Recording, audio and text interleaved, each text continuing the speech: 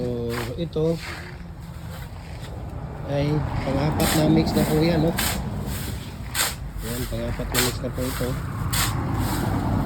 Para gagawa na tayo ulit ng tawag dito. Gagawa tayo ulit ng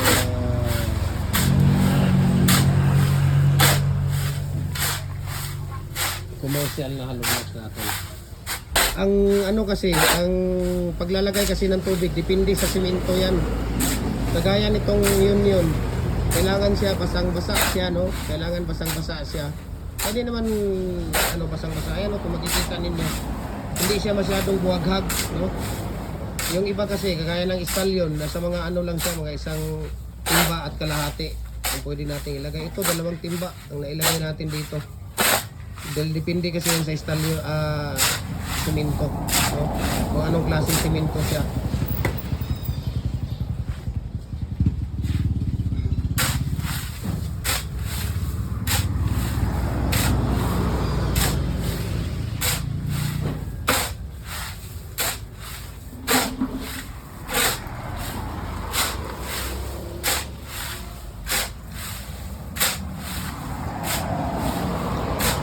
So yan, pang-apat na baliktad na yan, no? Pang-5 niya, diretso na sa paggawa yan. So kailangan talaga 5 mixing ito. Okay? 2 sa dry, 3 sa wet, yung may molasses sa tubig na natin.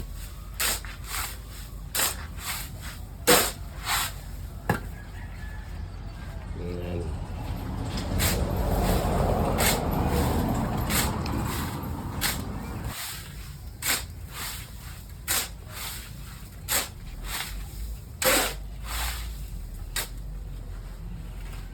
So malapit nang matapos, no? At tingnan natin ang actual na paggawa para makita ninyo na talagang wala kaming tinatago dito, no? Sinishare ko sa inyo ang paggawa ng hollow block sa lahat ng mga concrete products natin. So hindi tayo nagpapatawag dito, hindi tayo nagtatago, no? Wala akong tinatago dito. So, lahat ng mga based on my experience, based sa aming tawag dito, sa aming quality ng ating mga ginagawa ay talagang makikita ninyo. Wala kaming tinatago dito, kaya salamat, no, sa patuloy ninyong pagsubaybay, pagsuporta sa ating mga video, pag-i-comment sa inyong mga comment, like at saka share. Okay, so thank you so much sa inyong lahat. Sa mga magsi-share, isang share lang, isang comment, isang like, masaya na kami doon. At ako hindi magsasawang magbibigay sa inyo ng tips kung paano natin ginagawa ang mga concrete products natin. Okay? Si Kuya Junjun, dahil maglalagay na yan siya at gagawa na yan ng hollow blocks. Okay? Tingnan natin kung paano titirahin niya yung number 4 na commercial hollow blocks 3.5 by 8 by 16 ang molder natin na gamit dito. Double po siya. Okay? So ito, yan yung tawag dito natin, yung dakdakan natin, no, tinatawag. Tapos yung palo-palo natin dito, mudguard lang po ito, no, mudguard, ayan, no. Ayan, yung mudguard. Bibili kayo ng mudguard at yan ang ipapatay ninyo sa butas ng inyong molder. Ayan, yung molder na yan. Yung butas ng molder, dyan ninyo ano, yung mudguard, yan ang palo-palo natin. Napakabilis lang yan gawin. Mabilis lang gawin yan. Kaya sa mga gustong tawag dito magkaroon ng ganyan, mabilis lang yan. Bili lang kayo dyan sa malapit sa inyo. Maraming mudguard kahit sa ang sulok ng mundo, kahit sa ang ano sa inyo, maraming mudguard dyan. Bili kayo ng mudguard at magpapaten kayo doon sa butas para yan ang gawin ninyong palo-palo. Okay, so tingnan natin ang tirada ni Kuya Junjun dito. 5 baliktad yan, ha? Pang 5 na yan.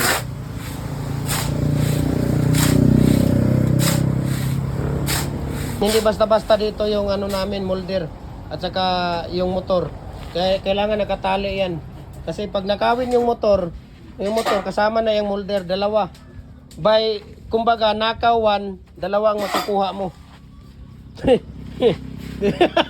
Yan. Di ba? So, gawa tayo ng tawag dito. Ito na yung kabuuhan ng ratio, mixing, tips kung paano natin ginagawa yung ating hollow blocks na commercial. 140 pieces ang palabas. Okay, so ulitin ko. 5 karatilya na buhangin. Pag walang karatilya ay tawag dito yung empty sacks ng buhangin. Ang gagawin niyo ay tawag dito. Yun, ang gagawin niyo ay 15 bags na sako ng simento.